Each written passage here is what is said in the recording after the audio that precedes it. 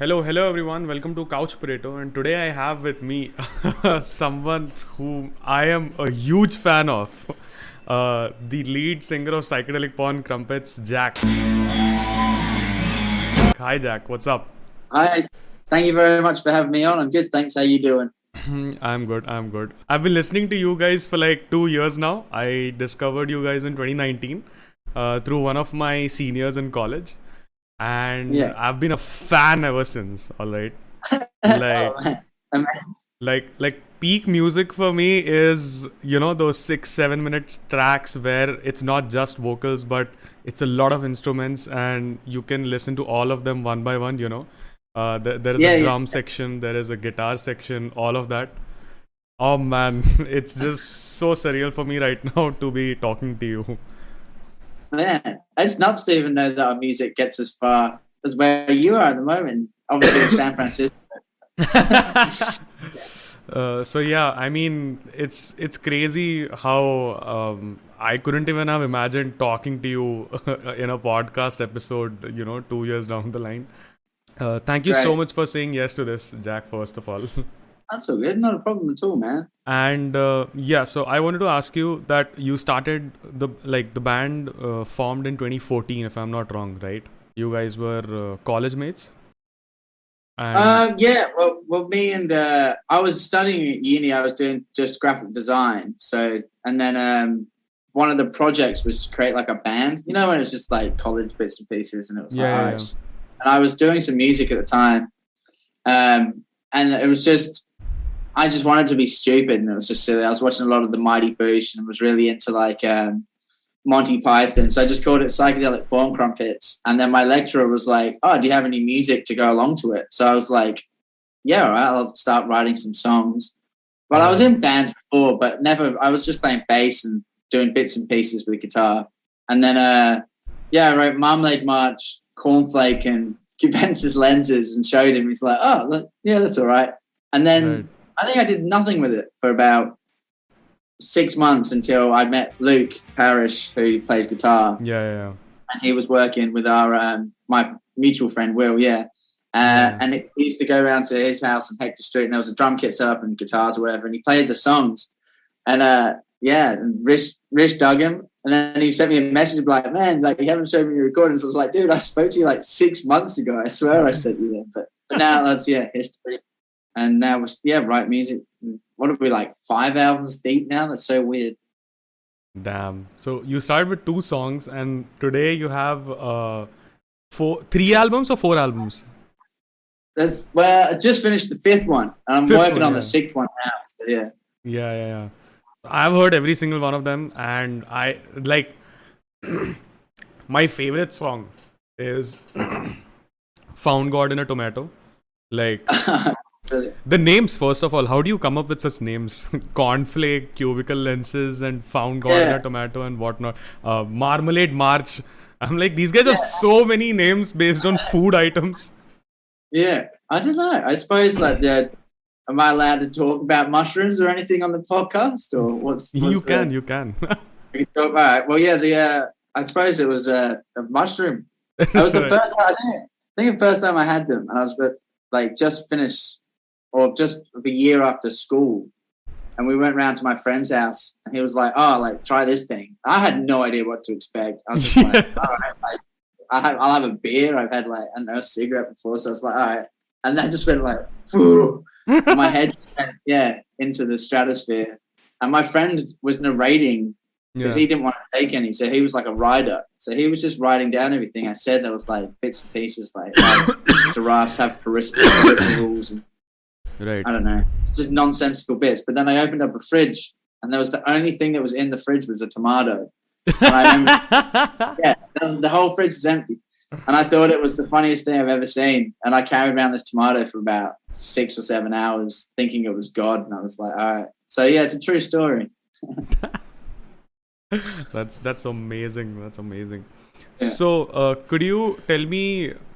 You said that it was a kind of a project for you to make the band. When did you think of continuing with it and making it your main gig? Um, oh man, I still question that. Hey, I'm still just, I need to get a proper job. But I suppose it was like after the third album when we did Whatchamacallit, and we got we were Which was in signed 20? the Whatchamacallit record, yeah. Right. That was about 2019. 19, yeah. Yeah. And so we'd got a full-time manager by that point, and we had a booking agent in Europe and America, and it just seemed like it was just heading in a direction that was just going up. So and when we were touring, I think we were like, that was the first time we were just like, wow, like this is, if we do this right, this could work. And we just spent about 18 months on the road, literally, like we're away for 10 months of the year, come back, and then we were off for another 6 months, and then COVID hit, and so we've all been home, and we're like, I wonder if it will start up again. But I think we're putting in some effort and trying to get it back to normal. But what kind of, I always like asking people what kind of songs they want to hear. Like you said, Found Grown Tomato, a bit of the longer tracks. So I feel like I just keep writing different bits and pieces, and at the moment I like a minute and a half songs. I'm just like, that's all my attention span can do, just a minute and a half. Lately your songs have been on the lower end, and I still love them. I don't know. I mean, it's just that, I want more of each of your song. It's just that one, 2.5 minute songs of the band are not enough for me.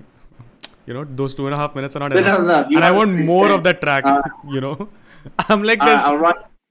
I need to have more of this. This was so amazing. And then I play them in loop, the smaller tracks. So that's what I do. You have to play them in loop to get enough of them. Oh, dude. All right. I need to write you a full album then. I'll start writing some songs. Thank you so much. But I mean, I read about you guys, and I saw that your inspirations are, Tame Impala and some of the psychedelic rock bands, and Pink Floyd and all of those guys. Yeah. So do you aspire to someday collab with Tame Impala in any way, if possible? And that'd be pretty sick. I mean, I think, well, we've always, it's like we're so close to living next to them. It's weird. Like, so the guy that we record everything with and mix, Jelly, is like best friends with Kevin. And then the guy we record the drums with, Sam, was like his best man at his wedding or something. So it's damn. We're so close to being like, just send Kevin the record. Just be like, show him it. Yeah. And now, I don't know. I'm pretty sure he'll like it. Hopefully. I think he said something about he liked Keen for Kick-Ons, and we were just like, yeah! That was it. That's why everything now sounds like Keen for Kick-Ons forever. Right. Now we got to go back to the 10-minute tracks. But it's nice though. I think like him, you've got Pond and Carnival. I know they've done quite a lot of tours around India before. Do you know Carnival? I know of them, but I haven't attended their gig. Yeah, because they're really a bit heavier, but they record like Ian just lives down the road. But their sound engineer Luke, I drink with on the weekend, down the Bowls Club. Right. Yeah, so it's like the scene sort of stays together. It's so small here in Perth. That's nice. Everyone knows everyone. I definitely want to come down to Perth right now and meet all of you guys. Head over. Oh, damn. But this is so amazing. I'm still wrapping my head around this. But yeah. So as I was asking, what was your inspiration behind, starting a band? Like, I know it was just a sort of a project, but it's more or less like there must have been something that made you think of I can do this, this is my calling, sort of a thing. So man, I think when I was first because it was like just in my bedroom or whatever, and then eventually I got a little studio in the house I live in now, and it was I think it was just always a way of escapism, if you know what I mean. Like some people have games, and some people will go. I used to play a lot of sports, playing cricket for years, and then that took up too much of a Sunday. And then I was playing football, and then I was like hungover, and I'd be like, I can't play this. So then it was like, all right, I just kind of like recording music for some reason just felt like it was just real therapeutic. And I think as soon as it became, I don't know, the band idea, like, I'm still in two minds where it's like, I love recording, but then sometimes playing all the stuff live, it's like, if it's just the one show, it's like, oh, it's really beautiful, it's lovely. But then if it's like show after show after show after show, and you're just like, oh my God, my head, it seems like it's quite, it's just a hectic lifestyle for like someone to even live doing the same thing over and over. But I suppose it's a dream. It's like, it's pretty cool. Right. But I think for me, just wanting to start a band was just listening to what was coming out at the time, like bands like Unknown Mortal Orchestra and King Gizzard and all the people in LA like Ty Segall and the OCs. And there was a lot of stuff as well, like in the indie pop world, which it just felt like there was this big upbringing. I mean, like 2014 to 2016. Yeah. Like even before that, 2010s to 2016, that first part of the last decade just had so much good music. And I was young, so it's like everything I listened to, I was like, whoa, this is amazing. Whoa, this is amazing. Like, everything was coming. Yeah, and I just wanted to I was like, I was being sick creativity. I was just like wanting to write everything, create as much as I could. And like I started living at the time in a house that was like the barn in Leaderville, which we recorded High Visceral 1 in. There was 4 other bands even living there. And next door to us, there was two more bands, and then down the road there was a couple more. So it was like everyone was collaborating and drinking with each other and having like it was like you found a spot in Perth that was nice to be comfortable in. Right. And I think it's nice having that. You always see it in Perth, especially in Melbourne as well. I'm sure there's a lot of other places, but Perth has always just had like such a nice community of bands, and they're always different. There's always just like this one kind of group of people that might come up, and there might be like 10 bands in that group. But everyone wants to be like, where did that come from? What the hell, we're behind? Like, and it might even last a year, and then one of them gets really big, and then the next year 10 more bands from like, oh, what's this over here? And then they're all just friends, and then one band shoots off and they do really well. So it's like just a hot pocket of creativity, which is nice. I just love the fact that, American music industry is so huge, and yet not a lot of bands right now, are famous for their stuff. But when you talk about Australia, on the other hand, there's Tame Impala, there's King Gizzard, there's you guys, there are a lot of bands coming up. And what I love about the fact, is that when you talk about music production, with people in the America, it's mostly all artificial stuff. People are not playing that. You hear the sounds, but they're not played by someone. They're just a part of the music production process, and the beats are put in with the vocals on a laptop. But with you guys, it's very different. With bands, it's very different. You want almost every sound to be authentic. I think that's right. Ranging from the drums to the guitars to the bass and all of that. So what I love about bands is that when there is a concert, there is no karaoke stuff going on. That's it. It's pure. It's pure instruments, and to bang your heads to those songs is a dream. It's a dream. It is funny, isn't it? It's like I remember always going to a gig, and you're nodding your head, you're like, oh, this is kind of cool. And then as it gets a bit heavier, exactly. Like, and then the guitarist just comes up to the stage and starts doing his thing, and oh my God, that is just... It's crazy. I remember going to one of the first gigs I ever went to in Perth was this Red Engine Cave show. And I used to work doing like corporate design. I was like suit and tie, like working in a mining sort of like office. And I had short hair and sort of like didn't fit in. And I was like, came after work and I was in this suit and tie. My friend was like, oh, there's a band playing. Yeah. It's like, cool, like I like music. And at the time I was kind of dead. This would have been like 2013. Like wasn't really doing bits too much in music, but always was like interested in it. Like loved it. Loved Zeppelin, loved Sabbath, loved all the stuff. But in Perth I was like playing in bands beforehand that I didn't even know this scene existed. I was like, where's all the bands around here? Like what's going on?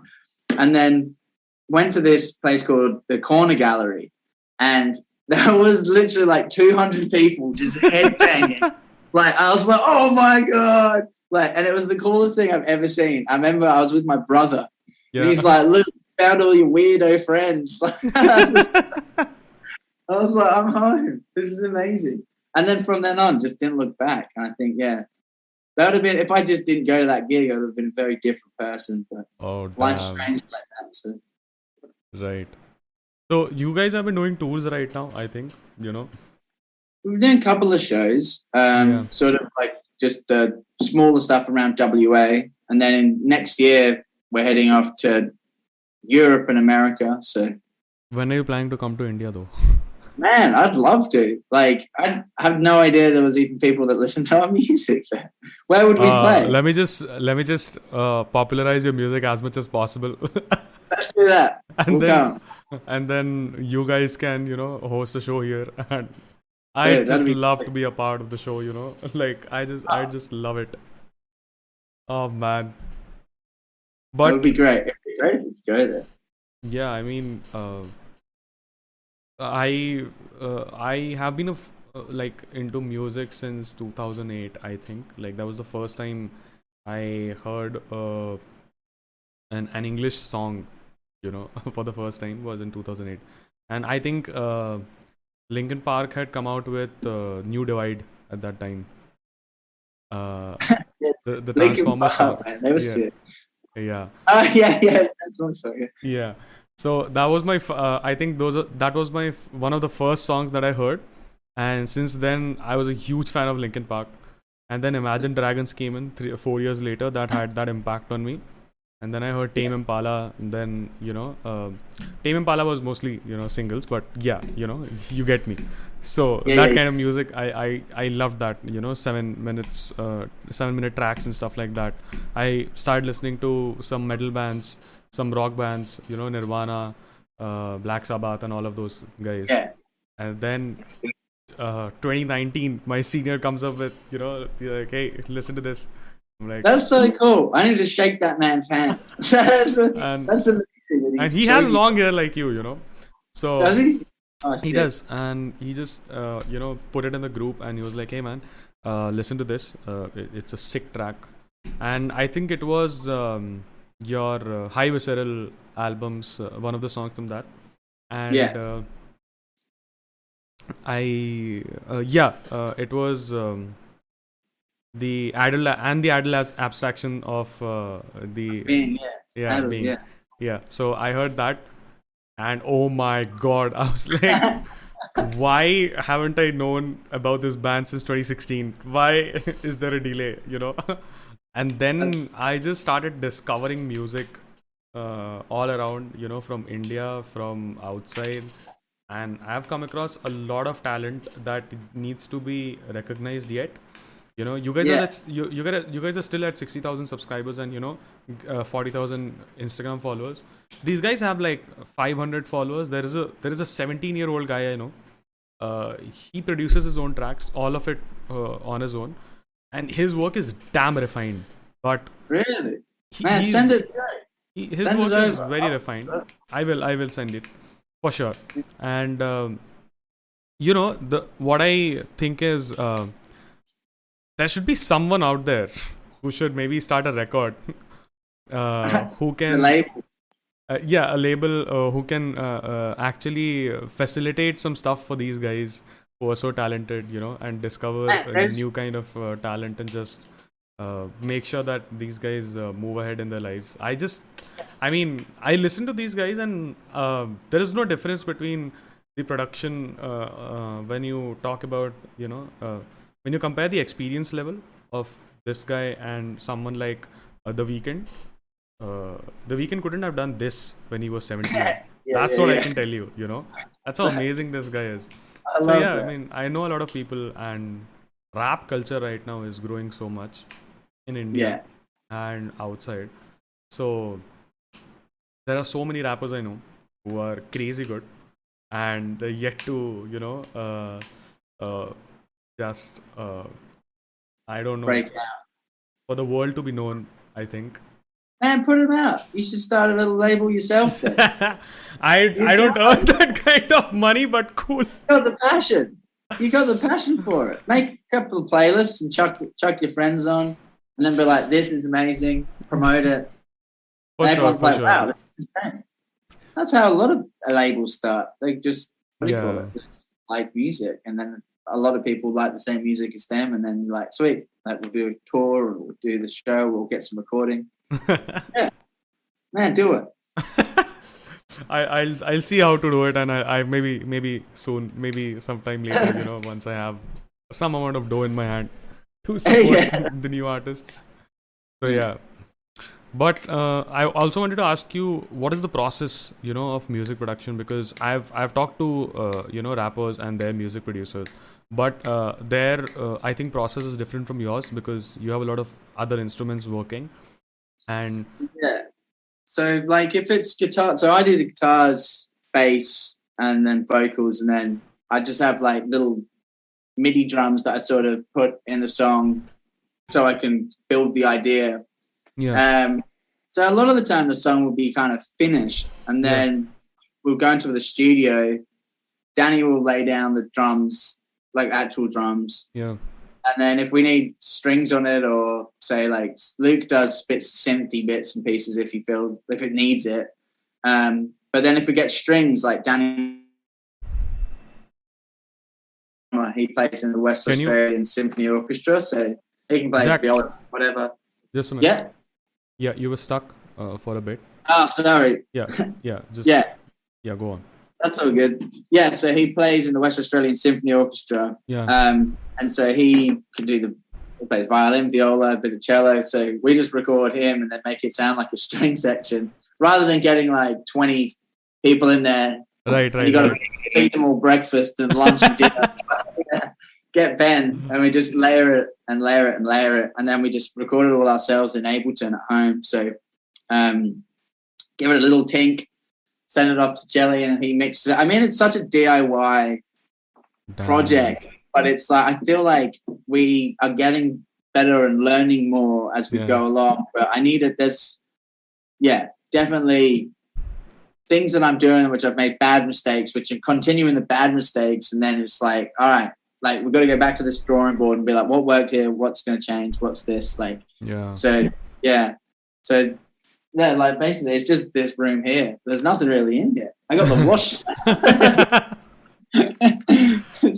That's amazing. So you basically record each and every instrument one by one, and then you go ahead Yeah. with it and put it all together, and then the vocals come in. Yeah, That's how you work, right? pretty much. Yeah. I can only imagine how much work that is for. And you It's- guys, like, who does the production? Is it you guys, or do you have someone else to do it? Yeah, I'll just do it at home here. So it'd be You do it at yourself. yeah. Oh damn, Yeah. that's amazing. Well, it's not because it doesn't sound. We need to make it sound better, and then it'll be amazing. I mean, you guys are in the scene, so you know it better. Obviously, you guys do it, so you guys know it better. But as a listener, it's banger. You know, like all your tracks are bangers. That's it. Oh, cheers. So honestly, like, even if you guys just keep on doing the same mistakes you do, I don't think I'll ever be able to figure out what the mistakes are. So yeah. Oh man, hope that's good. We'll keep sending you guys in then. For sure, for sure. I just love your tracks so much, man. I mean, like, I listen to them when I'm in the gym. I listen to them when I'm, you know, going to sleep. I listen to them whenever I'm free. So it's like there is one track for every mood, you know. There's the Van Gogh track when I want to sleep. You know, I just put it on loop, and it plays for an hour. I listen to it, and then I slowly No way. go to That's sleep. incredible. And then Wow. when I want to work out, it's Found God in a Tomato and The Adler as Abstraction of Being, and all those songs which have incredible bass and so much drums going on. So like, yeah, I mean, you guys cater to every mood, and what else do Cheers. you need from a band? Like, you know. Thank So you. yeah. Oh, cheers, man.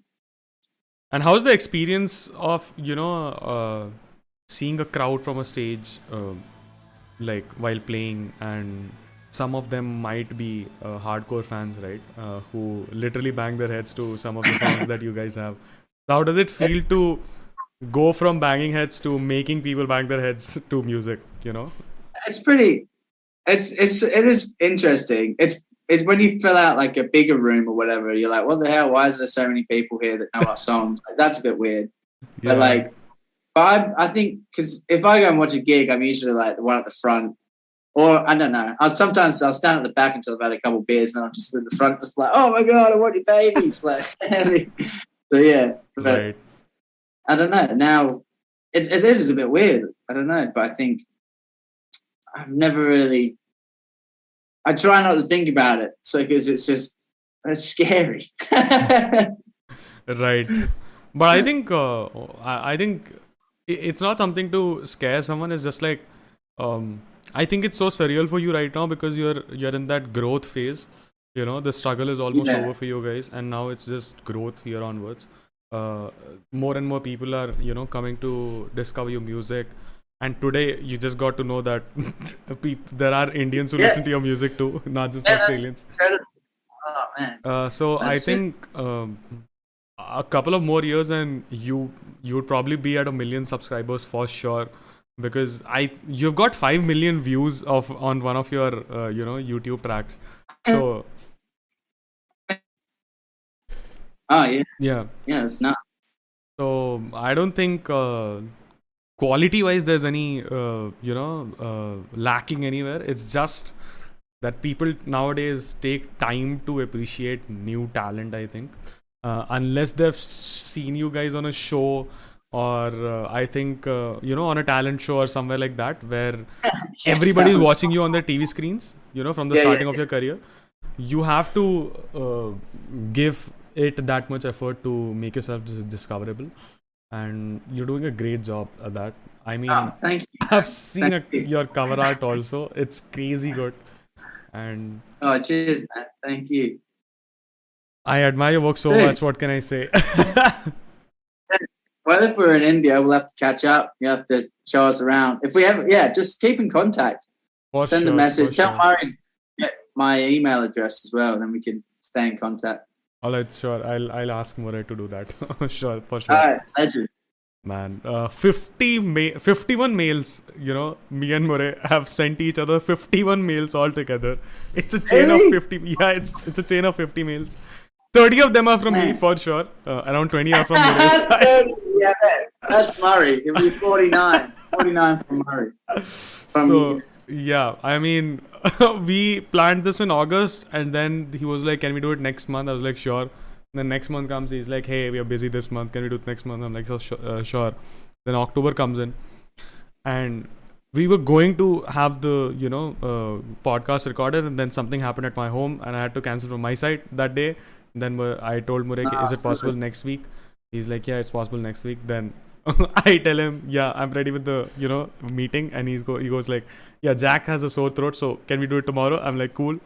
Then the next day comes, no reply from Murray, and then I keep so Murray has gotten so many mails from me after that. I just send him 5 mails. Hey Murray, anything? Hey Murray, any update? And then he goes like, hey man, I'm so sorry. And then finally, November 24th. Got it. Sorted it out. Yeah, man. Thank you so much for doing this. Thank you. That's no problem, man. No problem so at all. Fun. And can you name all of your band members, one by one for our audience? I know all of them. I have read about you guys on Wikipedia. Yeah. So we got Danny Caddy, he plays drums. We got Luke Parrish, he plays guitar. And we got Chris Young, he plays guitar. And Billy Weil, I think his last name's Wyandotte. Billy? I think that's his last name. No, his first name's Wyan, Billiardona. Let me just I call it Billy. Search you guys right now. Yeah, Billy. He's a great player. Great addition, yeah. Yeah. Well, I'll be with him later on, so I think we're going for a beer in a couple of hours. Go play some balls. Yeah, so here we have like 1, 2, 3, 4, 5 members. And there's Luke Reynolds, who was a past member, it says, the Wikipedia page says. You know? So it's you, Jack McEwan, Luke Parrish, Danny Caddy, Chris Young, Peter Coyne. Peter Coyne, Peter Coyne. There's someone just was joking. I don't know why they've done that. It's on our Wikipedia page, isn't it? Yeah, it is. It is. Yeah. It says Peter Coyne. Someone's just having a laugh. Like they've just put like. So it says. It says Peter Coyne is the band's backup drummer. Used to be lead after a wrist injury during his NRL season with the St. George Illawarra Dragons. Yeah. He was placed into backup. It's the greatest joke I've ever seen. I don't know who did that, but it's so good. So there's no one called Peter Coyne in your band? No, he used to play for St. George Illawarra. He's a rugby player. And then it's just they just added him to the Porn Crumpets page. Right. That's a good marketing stunt, whoever did that. It's a great little prank. Yeah, that's nice. It's harmless, but it's fun. That's amazing. I've got no other questions because that's good, man. Yeah, no problem. It's lovely having a chat with you, and thank you so much for the kind words. This was if we are in India, we'll definitely have to catch up. For sure, you guys deserve all the love and respect. You guys deserve all the admiration. Keep making such music. I just wait for your albums to come out. I've subscribed to your YouTube channel. I've hit the bell icon, and as soon as you guys release anything, I'm one of the first, listeners. Thank you so much. We should do what do you call it? Collaborate on a comic book and what do you call it? With Porn Crumpets. Oh shit! Yeah, yes, let's do it. I've seen your videos. That would be so cool. I can actually make you guys like a band that can, have powers through your music. That would be so great. Send us an email and we'll talk about it. For sure. That would be so amazing. Thank you so much for that idea. I'm always up for new writing projects. I love writing. All right, legend, man. Lovely meeting you, and I hope, what do you call it? Yeah, all the best with everything. Cheers, mate. Thank you so much, Jack, for doing this. This was it, guys. Today's podcast was something very special for me because this is the first time ever I have talked to someone I admire so much and I'm a huge fan of. So thank you, Jack, once again for doing this. Thank you for joining us and letting us know about the process, letting us know about where you started from. I hope it gives some of my audience an insight on how to go about the process of making a band, starting you jam with your peers and then you slowly start recording stuff, you write stuff, and then you put it out there, and then maybe comes the label. So yeah, that's about it for today. Any questions for Jack or me, put it in the comment section and I'll come up with more such amazing podcasts and amazing talented guests. Thank you so much to my viewers for watching this, and whoever is new, welcome to my channel. Subscribe, hit the bell icon. Couch Potato signing out. Thank you.